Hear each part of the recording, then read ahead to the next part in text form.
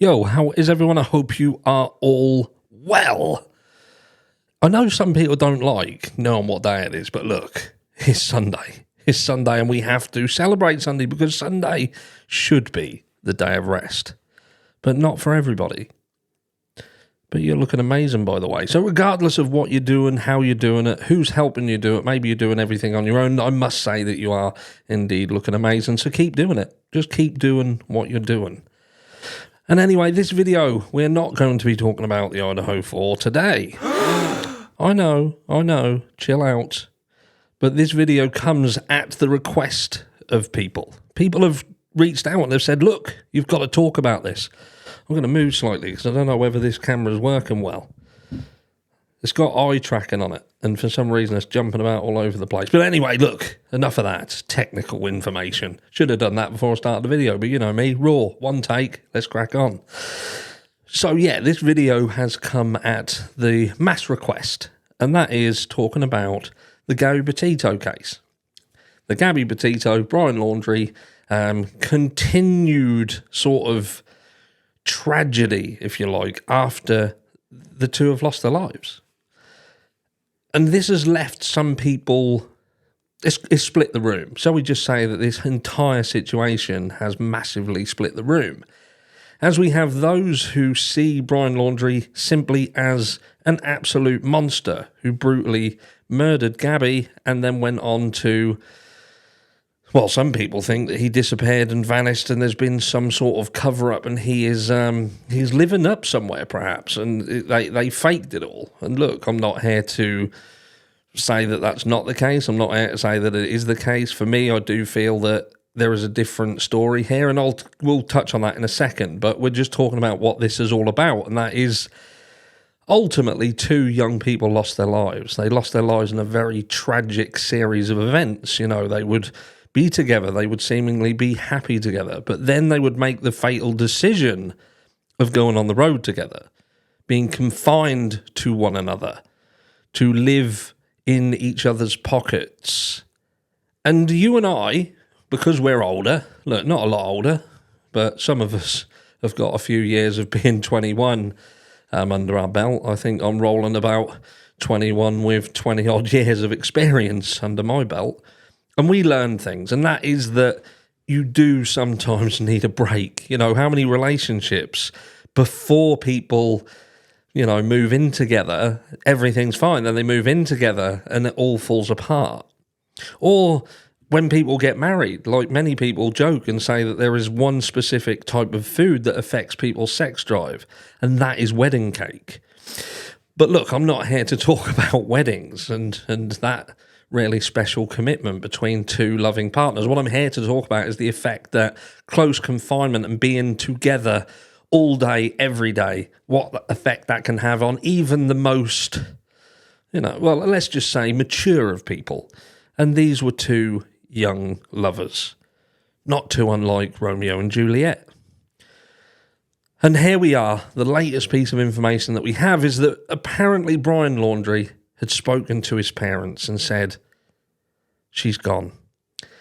Now, what I will say is, first of all, she's gone can mean many, many things. It could mean that she's just up sticks and 0121 do one, and he was just referring to the fact that they had an argument and she was gone. But look, let's just take it that he was able to speak to his parents and say that she's gone. Perhaps Brian spoke to his parents and told them exactly what he did. What we're trying to do, however, now is put a noose around his parents' neck and choke them out for standing by their son. And I think I talk about having skin in the game, and I think that it's very easy for those of us with no skin in the game to cast judgment.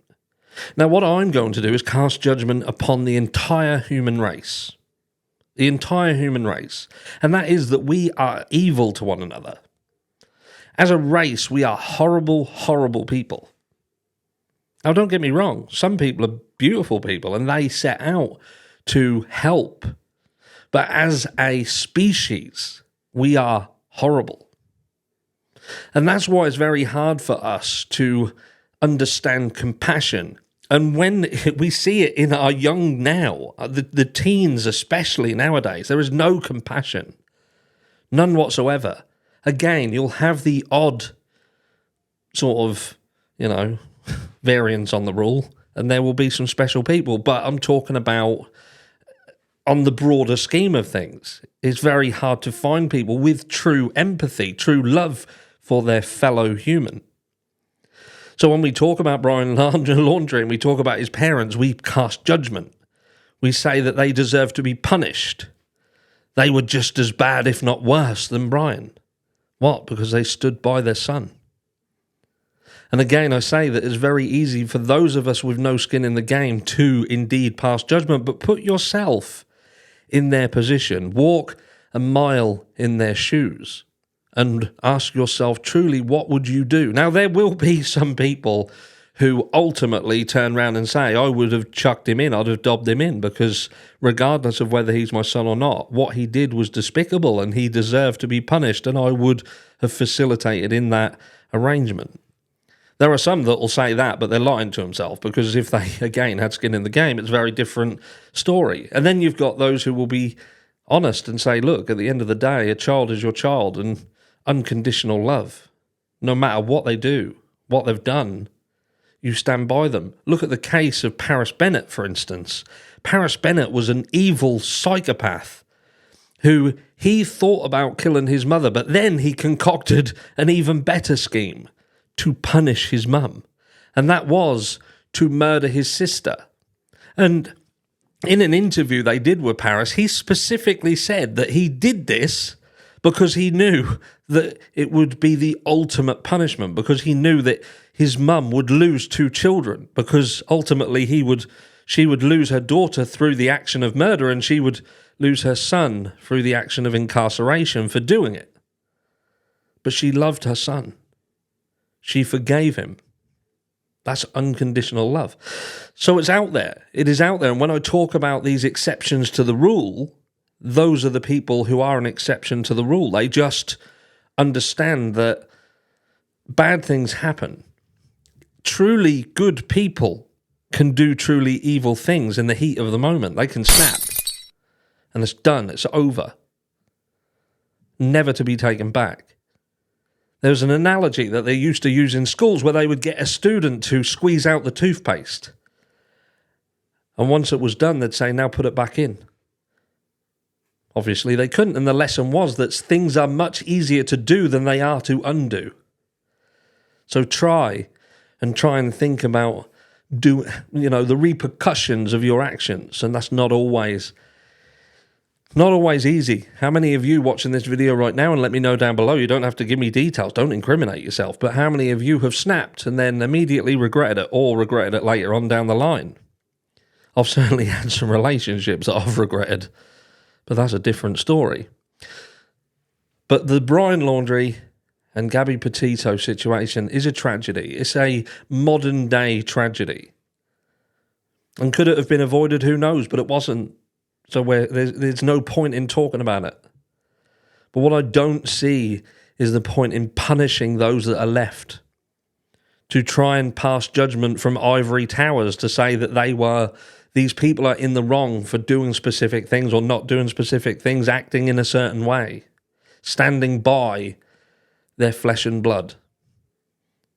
When again, you are probably going to find it very, very difficult, if you were placed in that position, to make a decision on what to do and actually follow it through.